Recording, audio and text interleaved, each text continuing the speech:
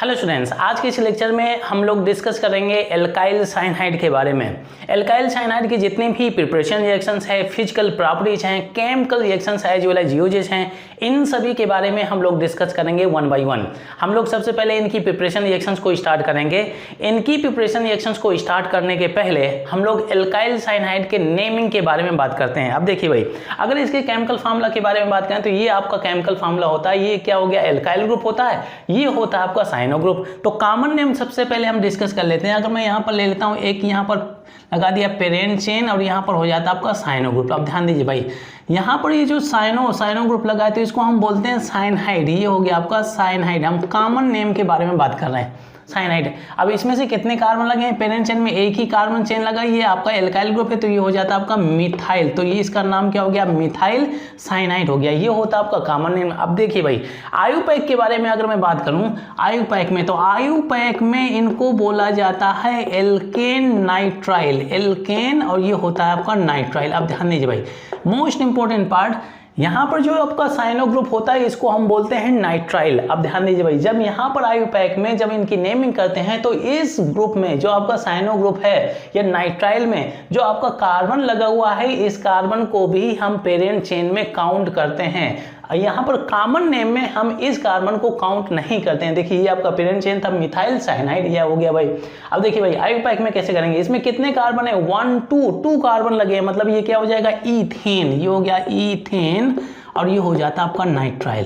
तो इस तरह से हम इसका आयुपैक का नेमिंग करते हैं। बहुत ही ईजी है, बहुत ही आसान है, बहुत ही इजीली आप इसकी नेमिंग कर सकते हैं। हाँ, थोड़ा सा केयरफुल रहना है कि कॉमन नेम में जो आपका साइनो ग्रुप है तो इस कार्बन को हम पेरेंट चेन में काउंट नहीं करते हैं। जो आयुपैक होता है उसमें से आपको ये जो ग्रुप लगा है तो इसमें से लगे हुए कार्बन को भी हम पेरेंट चेन में इंक्लूड करते हैं। जैसे एक और एग्जाम्पल ले लेता हूँ, यहाँ पर हो गया C2H5, ये आपका CN हो गया। ठीक है भाई, अगर मैं कॉमन नेम के बारे में बात करूं तो ये आपका ये साइनाइड हो गया और ये पेरेंट चेन क्या हो गया? ये इथाइल साइनाइड। तो कॉमन नेम इसका हो जाता है इथाइल साइनाइड हो गया भाई, इथाइल साइनाइड। अब ध्यान दीजिए भाई, इसके आयुपैक के नेम के बारे में बात करें तो इसमें से टोटल कार्बन काउंट करना है। मतलब है कि इस ग्रुप में लगे हुए, इस फंक्शनल ग्रुप में लगे हुए कार्बन को भी आपको आयुपैक में काउंट करना है।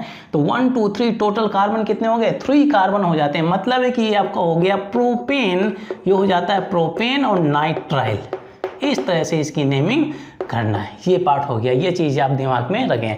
चलिए, इसके बाद में हम लोग इनकी प्रिपरेशन रिएक्शंस के बारे में डिस्कस करते हैं। तो एल्काइल साइनाइड की जितनी भी प्रिपरेशन रिएक्शंस हैं उन सभी का लिस्ट मैंने आपके साथ में बोर्ड में शेयर किया हुआ है। यहाँ पे अगर आप देखें तो इन सभी मेथड को यूज करके आप एल्काइल साइनाइड का फॉर्मेशन कर सकते हैं। फर्स्ट मेथड आपका क्या है? एसिड एमाइड से यहाँ पर डिहाइड्रेटिंग एजेंट डालेंगे तो आपको एल्काइल साइनाइड मिल जाएगा। सेकेंड है आपका प्राइमरी एमाइड, यहाँ पर आप डालेंगे माइल्ड ऑक्सीडाइजिंग एजेंट, यहाँ से मिल जाएगा आपको एल्काइल साइनाइड। ऑक्जीम्स, ये पार्ट आप लोगों ने सीखा होगा एल्डिहाइड कीटोन में। ऑक्जीम्स का फॉर्मेशन कैसे किया जाता है? एल्डोक्जिम, कीटोक्जिम। इसके बाद में गिग्नार रीजन। गिग्नार रीजन की रिएक्शन जब आप कराते हैं साइनोजन क्लोराइड के साथ में तो यहाँ से आप आसानी से एल्काइल साइनाइड का फॉर्मेशन कर सकते हैं। और लास्ट में 2 रिएक्शन होती हैं आपका फ्रॉम एल्काइल हाइलाइड और इसके बाद में एल्केन से, यहाँ से भी आप एल्काइल साइनाइड का फॉर्मेशन कर सकते हैं। चलिए, सबसे पहले हम फर्स्ट मेथड के बारे में बात करते हैं। ये फर्स्ट मेथड है from acid amide, first preparation reaction है। अब देखिए भाई, एसिड अमाइड क्या होते हैं? कार्बोक्सिलिक एसिड के डेरिवेटिव होते हैं। जैसे यहाँ पर मैं ले लेता हूँ R, ये COO और ये आपका NH2, ये हो गया एसिड अमाइड। अब देखिए भाई, मुझे बनाना है एल्काइल साइनाइड। इसमें अगर मैं 2 हाइड्रोजन या ऑक्सीजन निकाल देता हूं, मतलब है कि वाटर मॉलिक्यूल निकाल देता हूं, तो क्या मिल जाएगा? एल्काइल साइनाइड मिल जाएगा। मतलब है कि यहां पर आपको यूज करना है डिहाइड्रेटिंग एजेंट। डिहाइड्रेटिंग एजेंट वो होते हैं जो सब्सटेंस में लगे हुए वाटर मॉलिक्यूल को ड्राई कर देते हैं या बर्न कर देते हैं या रिमूव कर देते हैं। तो यहाँ पर एक अच्छा सा डिहाइड्रेटिंग एजेंट आप डाल सकते हैं P2O5। हीटिंग करेंगे तो ये आपका ये H2 आप पार्ट निकल जाता है। कार्बन के 2 बॉन्ड ब्रेक हुए, नाइट्रोजन के भी 2 बॉन्ड ब्रेक हो गए, मतलब कि इनके दोनों के बीच में दो बॉन्ड और भी आ जाते हैं। तो ये हो जाता है R, ये आपका C, ट्रिपल बॉन्ड ये N हो जाता है। ये H2 जो आपका निकला हुआ है H2, चलिए मैं यहाँ पे ये रख देता हूँ। तो इस तरह से रिएक्शन बहुत ही आसानी से कंप्लीट कर सकते हैं।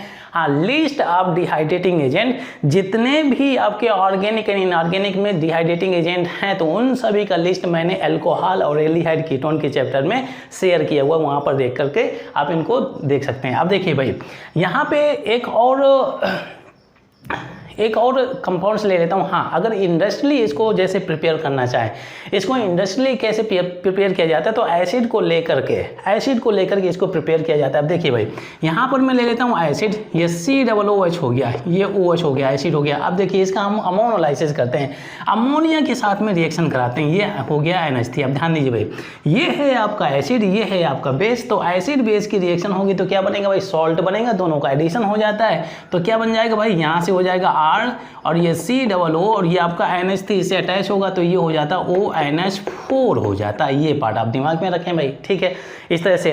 अब देखिए सॉल्ट बन गया। अब इसके बाद में यहाँ पर हम शुरू करते हैं इसका डिहाइड्रेशन, मतलब वाटर मॉलिक्यूल रिमूव करना शुरू करते हैं। अब यहाँ पर आप लोगों ने Al2O3 के बारे में सीखा होगा। यहाँ से 300 to 350 डिग्री सेल्सियस अगर अपना टेम्परेचर यूज करेंगे तो इतने टेम्परेचर में तो आसानी से वाटर मॉलिक्यूल आप रिमूव कर सकते हैं। तो दो हाइड्रोजन यहाँ से, 2 हाइड्रोजन आपको, अब देखिए भाई एट ए टाइम यहाँ से आप नहीं निकाल सकते हैं 2 वाटर मॉलिक्यूल। आप सोचें कि 4 हाइड्रोजन हैं, 2 ऑक्सीजन हैं, तो 2H2 आप निकाल देंगे। Al2O3 के प्रेजेंस में आप पूरा वाटर मॉलिक्यूल एट ए टाइम नहीं निकाल सकते हैं। हाँ ध्यान दीजिए, अगर P2O5 ये बहुत ही स्ट्रॉन्ग ये होता है डिहाइड्रेटिंग एजेंट, अगर आपने P2O5 लिया हुआ तो सभी का सभी वाटर मॉलिक्यूल रिमूव कर देगा, बहुत ही स्ट्रांग होता है। तो इसके केस में क्या करेंगे, 2 हाइड्रोजन यहाँ से, 1 ऑक्सीजन यहाँ से, तो आपका H2O निकल गया भाई, ये H2O निकल गया। अब देखिए भाई ये क्या बनेगा, RCOO और यहाँ से आपका क्या बन जाता है, ये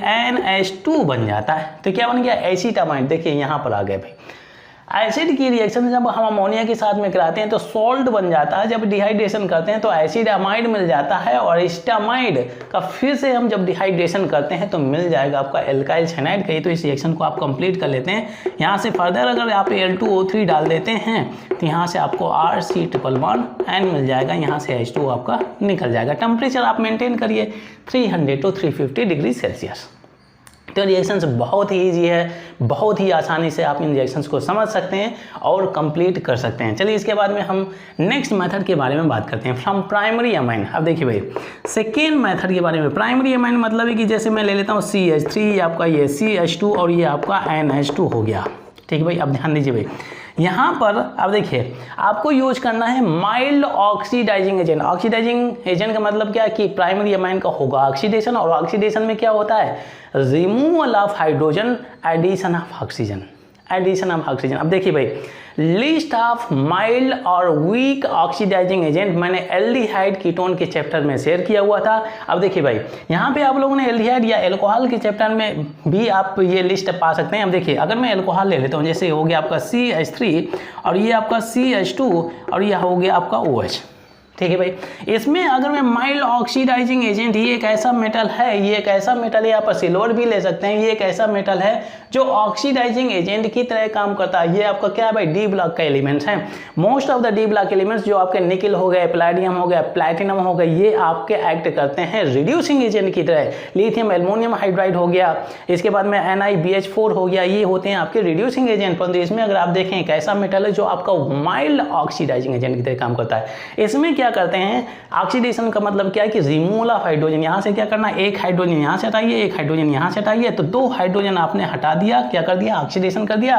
तो यहाँ क्या मिल जाएगा भाई, CH3 और COOH मिल जाएगा, ये क्या मिल जाएगा, एल्डिहाइड मिल जाएगा। मतलब एल्कोहल का ऑक्सीडेशन करके आप एल्डिहाइड बना सकते हैं। अब देखिए भाई आप फर्दर इसका ऑक्सीडेशन करके एसिड में नहीं पहुंच सकते हैं, क्योंकि ये माइल्ड होता है, ओनली 1 स्टेप ऑक्सीडेशन करता है, ओनली 1 स्टेप, ये ऑक्सीजन नहीं ऐड कर सकता है। आप ऐसा नहीं करेंगे कि यहाँ पर ऑक्सीजन ऐड करके फर्दर ऑक्सीडेशन करके आप एसिड में कन्वर्ट करेंगे, ये एल्डिहाइड को एसिड में कन्वर्ट नहीं करेगा। हाँ यहाँ पे अगर स्ट्रॉन्गेस्ट ऑक्सीडाइजिंग जैसे K1O4 लिया तो ऑब्वियसली इसको कन्वर्ट करेगा एल्डिहाइड में, और एल्डिहाइड को ले जाएगा एसिड में। ये एसिड को भी ऑक्सीडाइज कर देता क्या, K1O4, इसके बारे में हम लोगों ने डिस्कस किया हुआ है। K1O4 एसिड को भी फर्दर ऑक्सीडाइज कर देता है। अब देखिए भाई यहाँ पे अब ध्यान दीजिए, यहाँ पे लेना है आपको माइल्ड ऑक्सीडाइजिंग एजेंट। टेम्परेचर आप कितना 300 to 500 degree Celsius temperature maintain कर सकते हैं। यहाँ पर मैं लिख सकता हूँ माइल्ड ऑक्सीडाइजिंग एजेंट, ये पार्ट। तो इसमें क्या करना है, आपको हाइड्रोजन रिमूव करना है। जैसे हम लोगों ने हाइड्रोजन यहाँ से रिमूव किया हुआ था, हाइड्रोजन हमेशा पेयर में रिमूव किए जाते हैं, 2 हाइड्रोजन, 4 हाइड्रोजन, 6 हाइड्रोजन। कभी भी ऑड नंबर में आप हाइड्रोजन नहीं रिमूव करेंगे इन ऑक्सीडेशन, जैसे 1 हाइड्रोजन, 3 हाइड्रोजन, 5 हाइड्रोजन, 7 हाइड्रोजन, ऐसे में आपकी रिएक्शन कंप्लीट नहीं होगी और करेक्ट प्रोडक्ट का फॉर्मेशन नहीं होगा। अब देखिए, एक हाइड्रोजन यहाँ से, एक हाइड्रोजन यहाँ से निकालिए भाई, दूसरा हाइड्रोजन यहाँ से, दूसरा हाइड्रोजन यहाँ से निकालिए, तो बचा क्या, CNN बचा भाई। अब इसके 2 बॉन्ड ब्रेक कर रहे हैं, इसके भी 2 बॉन्ड ब्रेक कर रहे हैं, मतलब कि यहाँ पर 2 बॉन्ड एक्स्ट्रा आएंगे। तो अब देखिए, यहाँ से आपने हाइड्रोजन कितना निकाला हुआ है, 4 हाइड्रोजन आपने निकाला है, ऑक्सीडेशन हो रहा है भाई। अब यहाँ से क्या हो गया, CH3, ये आपका C और ट्रिपल बॉन्ड ये N हो जाता है। तो इस तरह से रिएक्शन आप बहुत ही आसानी से कंप्लीट कर सकते हैं। बहुत ही इजी रिएक्शन है, बहुत इजी रिएक्शन है। हाँ, ध्यान दीजिए, केवल प्राइमरी अमाइन ही यूज करना है, सेकेंडरी अमाइन या टर्सरी अमाइन नहीं यूज करेंगे। अगर आप देखना चाहें तो देख लीजिए, जैसे मैंने यहाँ पर ले लिया CH3, ठीक है भाई, और आपका यहाँ पर क्या हो गया, जैसे ये हो गया आपका NH, ठीक है, या सेकेंडरी अमाइन जैसे आप लेना चाहें तो यहाँ से, ठीक है, इसको मैं ऐसे कर लेता हूँ, ये आपका NH हो गया और ये आपका CH3 हो गया, इसको हम कर लेते हैं C और ये आपका H हो गया, यहाँ से हम कर लेते हैं CH3 और ये आपका CH3 हो गया, ये हो गया भाई, ये हो गया भाई। अब देखिए भाई, क्या इस कार्बन की वैलेंसी सेटिस्फाई है, 1 2 3 4, इसकी वैलेंसी सेटिस्फाई होगी। अब देखिए भाई, यहाँ पर मैं डालता हूँ mild oxidising agent 300 to 500 degree Celsius, ये आपका सेकेंडरी अमाइन है। सेकेंडरी अमाइन में नाइट्रोजन के पास में 1 हाइड्रोजन होता है, प्राइमरी अमाइन में नाइट्रोजन के पास में 2 हाइड्रोजन होते हैं, ये चीज़ आप दिमाग में रखें। और टर्सरी अमाइन में नाइट्रोजन के पास में 1 भी हाइड्रोजन नहीं होता है। अब देखिए भाई, यहाँ पे अगर ये आपका ऑक्सीडाइजिंग, माइल्ड ऑक्सीडाइजिंग एजेंट की तरह काम कर रहा है, तो यहाँ पर 1 हाइड्रोजन इसका हटाइए, 1 हाइड्रोजन इसका हटाइए, तो यहाँ पे क्या आएगा, डबल बॉन्ड आएगा।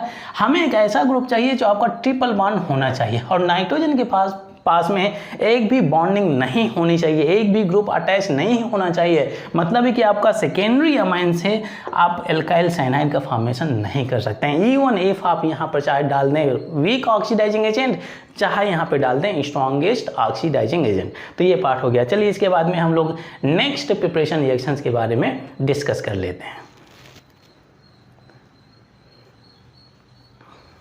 थर्ड प्रिपरेशन रिएक्शन है, दैट इज फ्रॉम ऑक्सीम। सबसे पहले हम ये डिस्कस कर लेते हैं कि ऑक्सीम का फॉर्मेशन कैसे होता है। तो आप लोगों ने एल्डिहाइड कीटोन के चैप्टर में सीखा होगा कि जब कभी भी आप एल्डिहाइड कीटोन की रिएक्शन कराते हैं हाइड्रोक्सिल अमाइन के साथ में, तो यहाँ से आपको ऑक्सीम मिलता है।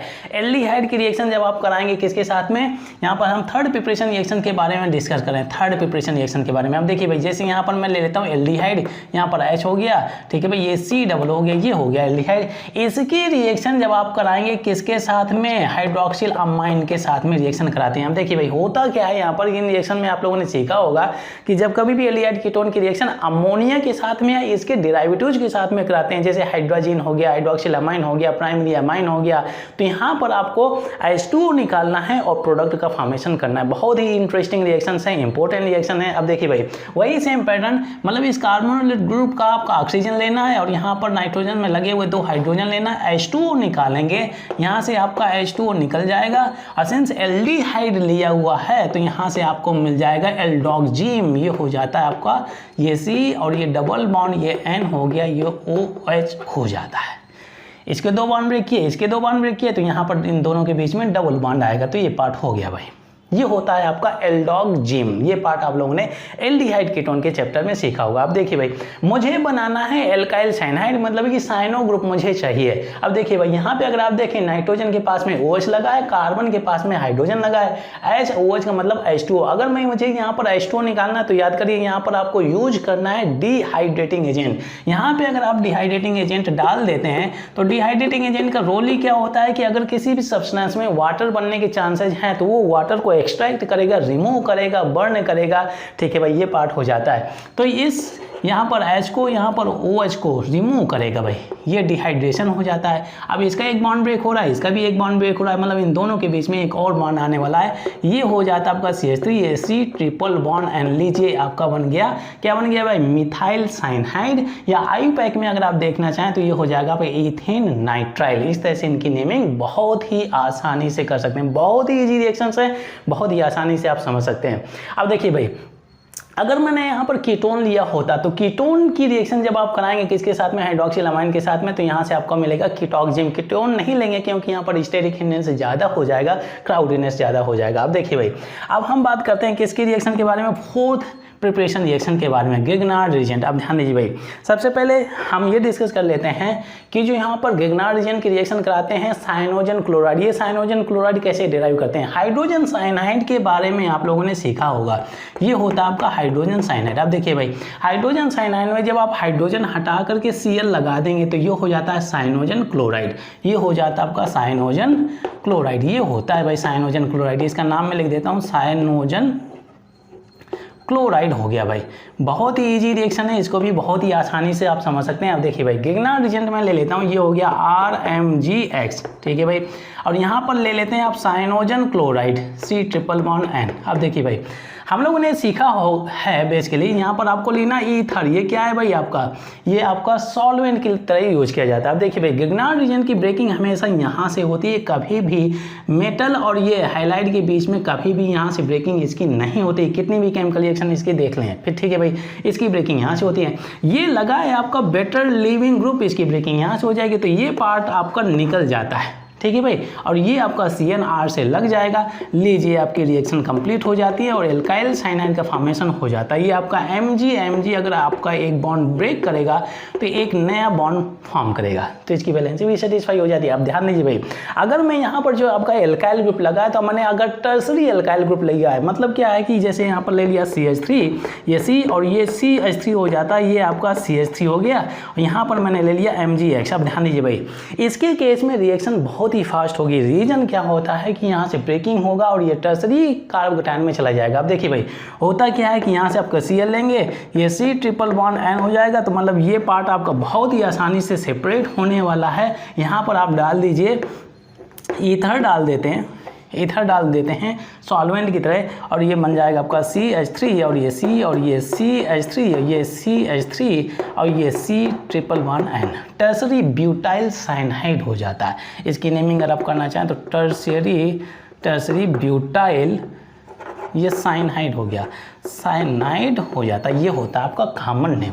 तो इस तरह से रिएक्शंस को बहुत ही आसानी से कंप्लीट कर सकते हैं और एल्काइल साइनाइड का फॉर्मेशन कर सकते हैं। चलिए इसके बाद में लास्ट 2 रिएक्शंस बची हुई हैं for the preparation of alkyl cyanide, उनके बारे में भी डिस्कस कर लेते हैं। फिफ्थ प्रिपरेशन रिएक्शन है that is from alkyl halide. Alkyl halide से हम लोग एल्काइल साइनाइड का फॉर्मेशन करने वाले हैं। अब देखिए भाई, एल्काइल हाइलाइड की जब आप रिएक्शन कराते हैं सोडियम साइनाइड के साथ में या पोटेशियम साइनाइड के साथ में, ये होना चाहिए आपका एल्कोलिक मीडियम में होना चाहिए, और टेम्परेचर आपको मेंटेन करना है 100 डिग्री सेल्सियस। यहाँ पर RX हो गया, एल्काइल साइनाइड हो गया। इसकी रिएक्शन चाहे आप पोटेशियम साइनाइड से करा दें, ये हो गया एल्कोलिक मीडियम में लेना है और टेम्परेचर मेंटेन करना है। कितना मेंटेन करना है भाई, यहाँ पर आपको 100 डिग्री सेल्सियस टेम्परेचर मेंटेन करना है भाई। अब देखिए भाई, इस रिएक्शन का सबसे ज़्यादा ड्रॉबैक क्या है, यहाँ पर होता क्या है, यहाँ पर आपको साइनाइड भी मिल जाता है, साइनाइड भी मिल जाता है, और यहाँ से आपको मिल जाएगा NC आइसोसाइनाइड भी मिल जाता है। यही इसका ड्रॉबैक है। मिक्सचर ऑफ यहाँ पर साइनाइड मिलेगा, ये होता है आपका साइनाइड, ये होता है आपका आइसोसाइनाइड, इसको बोल सकते हैं नाइट्राइल, ये हो जाता है आपका आइसोनाइट्राइल।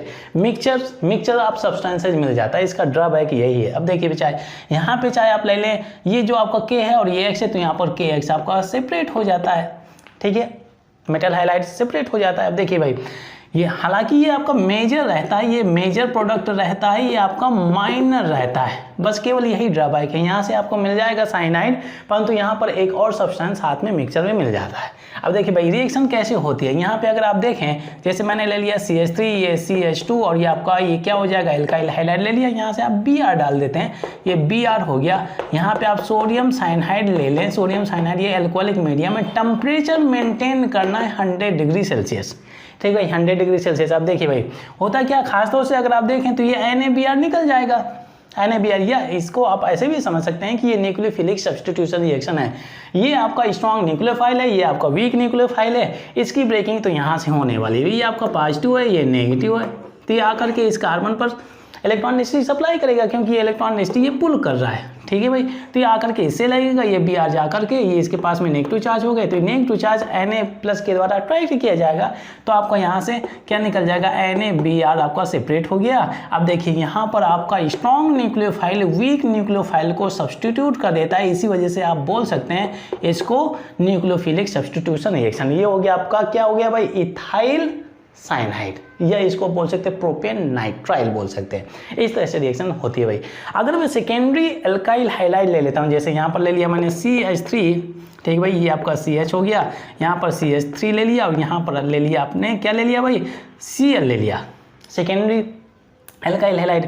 यहाँ पे आपने डाल लिया NaCN ले लिया भाई, एल्कोहलिक लेना है और इसमें हीटिंग करना है, ज़्यादा टेम्परेचर नहीं यूज करेंगे। रीज़न क्या होता है कि इस Cl का निकलना अब आसान हो जाएगा, क्योंकि इससे ज़्यादा स्टेबल कार्बोकेटाइन ये बनाएगा सेकेंडरी कार्बोकेटाइन, इसमें आपको मिलेगा प्राइमरी कार्बोकेटाइन। अब देखिए भाई होता क्या है कि इसकी ब्रेकिंग बहुत ही आसानी से होने वाली है। ये आकर के इसकी ब्रेकिंग को, ये आकर के इस कार्बन पर अटैक करेगा, इलेक्ट्रॉन पुलिंग करेगा, यहाँ पर नेगेटिव चार्ज, यहाँ पर पार्शियल पॉजिटिव चार्ज डेवलप होगा, इन दोनों के बीच में होगा अट्रैक्शन, तो NaCl आपका निकल जाएगा।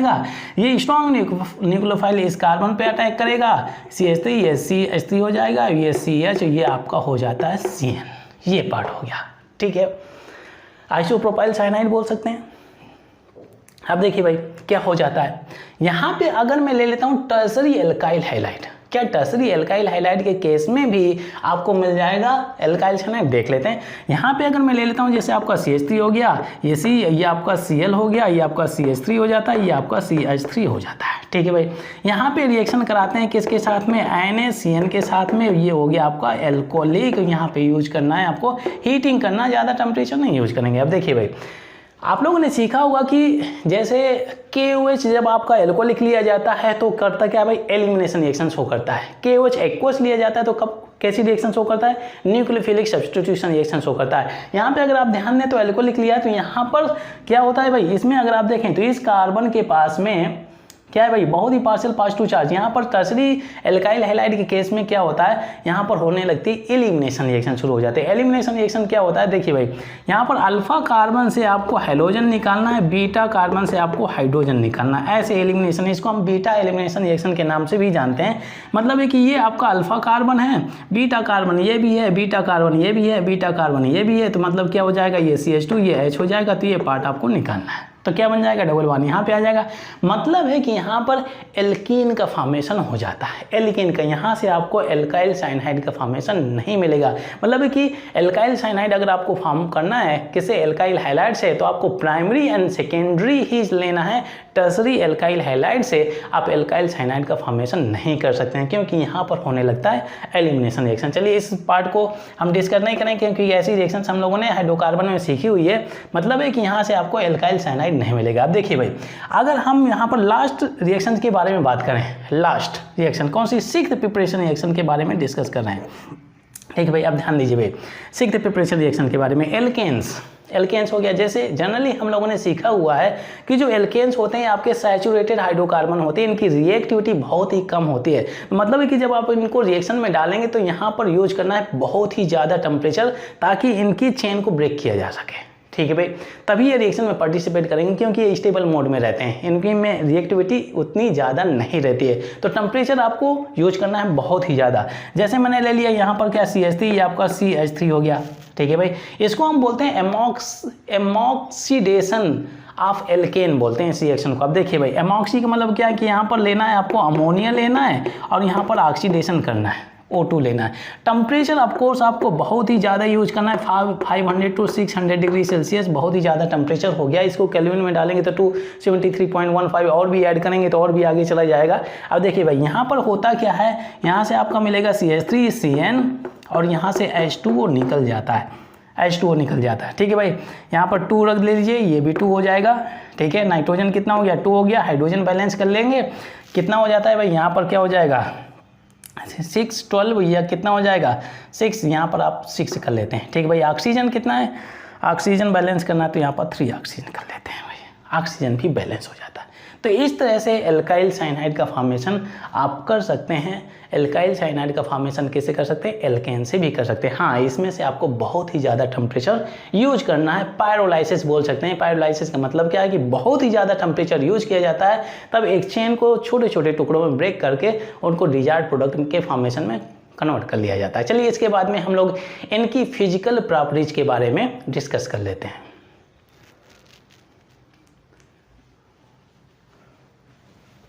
नेक्स्ट है physical properties of alkyl cyanide. Under physical properties हम लोग इनके फिजिकल स्टेट के बारे में डिस्कस करेंगे, सॉल्युबिलिटी, टॉक्सिसिटी एंड स्टेबिलिटी के बारे में भी डिस्कस करेंगे। देखते हैं कि जो आपके एल्काइल साइनाइड होते हैं तो क्या इसमें से रेजोनेंस होते हैं, क्या ये आपके रेजोनेंस स्टेबलाइज होते हैं। अब देखिए भाई, चलिए सबसे पहले हम लोग इसके फिजिकल स्टेट के बारे में डिस्कस कर लेते हैं। तो अगर मैं फिजिकल स्टेट के बारे में बात करूं तो जो आपके एल्काइल साइनाइड होते हैं जिनके पास में एक कार्बन से 15 कार्बन होते हैं, ये होते हैं आपके लिक्विड स्टेट में। तो ये पार्ट में लिख देता हूं, एल्काइल साइनाइड, ये हो गया आपका alkyl cyanides. Alkyl cyanides having carbon यहाँ पर क्या हो जाएगा, having C1 to C15 are in liquid state हो गया भाई। और जो आपके हायर मेंबर होते हैं, मतलब कि जो आपके हायर मेंबर ऑफ साइनाइड्स होते हैं जिनके पास में 15 कार्बन से ज़्यादा होते हैं, तो वो होते हैं आपके सॉलिड स्टेट में। तो यहाँ पर मैं लिख सकते हैं कि हायर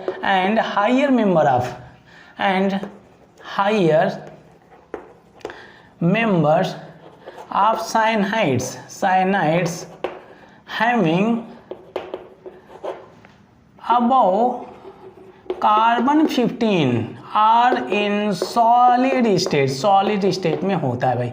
ये पार्ट हो गया। जिनके पास में एक कार्बन से 15 कार्बन होता है वो होते हैं आपके लिक्विड स्टेट में। अगर 15 कार्बन से ज़्यादा कार्बन एल्काइल साइनाइड में प्रेजेंट है, मतलब है कि वो हो जाएंगे आपके सॉलिड स्टेट में। अब देखिए भाई, इसके बाद में हम बातचीत करते हैं सॉल्युबिलिटी के बारे में। सेकेंड पॉइंट है सॉल्युबिलिटी। तो खासतौर से अगर आप देखें तो यहाँ पर नाइट्रोजन लगा हुआ है, नाइट्रोजन और हाइड्रोजन के बीच में हाइड्रोजन बॉन्डिंग हो जाती है, प्रॉपर हाइड्रोजन बॉन्डिंग। अब देखिए वो पार्ट अलग ही कि ऑक्सीजन के साथ में ज़्यादा होते हैं क्योंकि वहाँ पर इलेक्ट्रोनेगेटिविटी का कॉन्सेप्ट लगा रहता है। मतलब है कि जो इसकी lower member of alkyl cyanide होते हैं जिसमें से आपका एल्काइल ग्रुप कम होता है, छोटा होता है, तो वहाँ पर lower member of alkyl cyanide की सॉल्युबिलिटी वाटर के साथ में हो जाती है। परंतु जैसे जैसे एल्काइल ग्रुप का साइज बढ़ने लगता है, मतलब कि number of carbon atom increase होने लगते हैं, मतलब है कि नॉन पोलर ग्रुप इंक्रीज होने लगता है, वैसे वैसे इनकी सॉल्युबिलिटी डिक्रीज होने लगती है। तो यहाँ पर हम लिख सकते हैं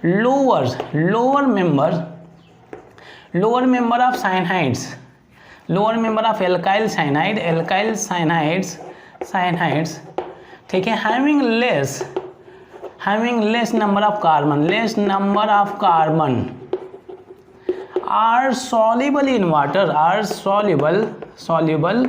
in waters, but higher members of alkyl cyanides, यहाँ पे ब्रैकेट में कर सकते हैं having more number of carbon,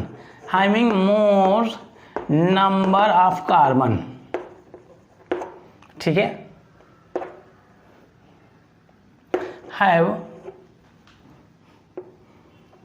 less solubility या have, ठीक है, लेस सॉल्युबिलिटी कर सकते हैं, लेस सॉल्युबिलिटी या सॉल्युबिलिटी डिक्रीजेस, लेस सॉल्युबिलिटी, ठीक है भाई। ये पार्ट हो गया। यहाँ पे हम रीचेक कर लेते हैं। Lower member of alkyl cyanide having less number of carbons are soluble in waters, but higher member of alkyl cyanides having more number of carbons have less solubility in waters या their solubility decreases in water. जैसे ऐसे भी बोल सकते हैं कि जैसे जैसे number of carbon atom increase होने लगते हैं या नॉन पोलर ग्रुप इंक्रीज होने लगता है, इनकी सॉल्युबिलिटी वाटर में डिक्रीज होने लगती है, ऐसा बोल सकते हैं, ठीक है भाई। इसके साथ में एक और पॉइंट लिखना चाहें तो यहाँ पर क्या होता है कि जो आपका एल्काइल ग्रुप लगा हुआ ये भी आपका नॉन मेटल, ये भी आपका नॉन मेटल, ये भी आपका नॉन मेटल। तो खासतौर से जो आपके ऑर्गेनिक सॉल्वेंट्स होते हैं, जो नॉन पोलर सॉल्वेंट होते हैं, इनमें इनकी सॉल्युबिलिटी बहुत ही ज़्यादा होती है। तो they are soluble in organic solvents में आपके बहुत ही ज़्यादा सॉल्युबल होते हैं। जैसे ऑर्गेनिक सॉल्वेंट क्या हो गया, ईथर हो गया, एसीटोन हो गया, अल्कोहल हो गया, तो ऐसे कंपाउंड्स आप यहाँ पर डाल सकते हैं। ठीक है भाई, अब इसके बाद में हम लोग बातचीत करते हैं टॉक्सिसिटी के बारे में। ये पॉइजनस सब्सटेंस होते हैं, परंतु ये इतने ज़्यादा पॉइजनस नहीं होते हैं जो आपका हाइड्रोजन साइनाइड होता है। तो they are poisonous but less, यहाँ पर लिख सकते हैं they are less, they are poisonous. ठीक है भाई, they are poisonous but less poisonous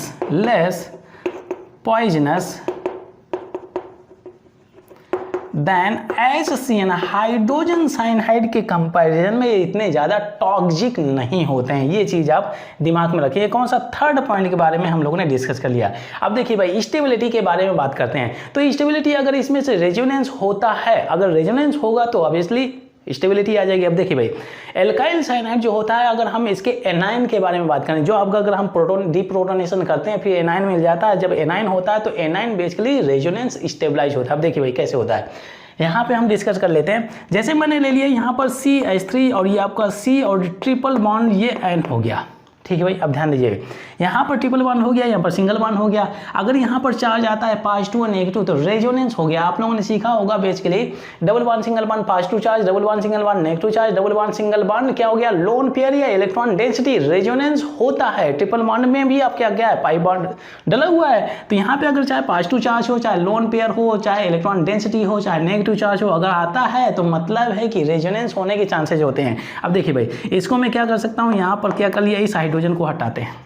अगर मैं इस हाइड्रोजन को हटाता हूं तो carbon is more electronegative than क्या हो जाएगा भाई, हाइड्रोजन। तो मतलब इसके पास में नेगेटिव चार्ज आना चाहिए और यहाँ पर +2 चार्ज हो गया। तो मैंने इस को डीप्रोटोनेशन कर दिया, मैंने इसको एक प्रोटॉन को हटा दिया, तो यहाँ पर क्या आता है, नेगेटिव चार्ज। अब देखिए क्या यहाँ पर रेजोनेंस होगा, रेजोनेंस होगा। अब ध्यान दीजिए भाई, बचा क्या यहाँ पर CH2- ये क्या हो गया, C ट्रिपल बॉन्ड N हो गया। अब देखिए भाई, ये नेगेटिव चार्ज दिया हुआ है, तो हमेशा जो पाई बॉन्ड की ब्रेकिंग होती है तो नेगेटिव चार्ज के अपोजिट में होती है, रिपल्सन को अवॉइड करने के लिए। अब देखिए भाई, यहाँ पर या जनरली ऐसे भी देख सकते हैं कि nitrogen is more electronegative than क्या हो जाएगा भाई, कार्बन। तो ये इलेक्ट्रॉन डेंसिटी को पुल करेगा, तो यहाँ पर पार्शियल +2 चार्ज, यहाँ पर पार्शियल नेगेटिव चार्ज डेवलप हो गया। तो क्या ये +2 नेगेटिव बॉन्ड बनाएंगे, अब कोसी बॉन्ड बनाएंगे तो रेजोनेंस हो गया भाई।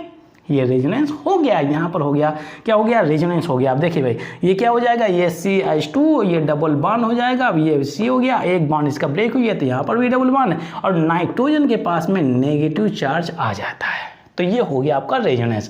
तो ये आपका जो एल्काइल साइनाइड का एनायन होता है तो ये रेजोनेंस स्टेबलाइज होता है। ये पार्ट आप दिमाग में रखें। अगर आपने एल्काइल साइनाइड का डीप्रोटोनेशन कर दिया, वहाँ से आपको मिल जाएगा एनायन, और एनायन में हो जाता है रेजोनेंस। इस वजह से ये आपका रेजोनेंस स्टेबलाइज होता है। चलिए इसके बाद में हम लोग इनकी केमिकल रिएक्शंस के बारे में डिस्कस कर लेते हैं।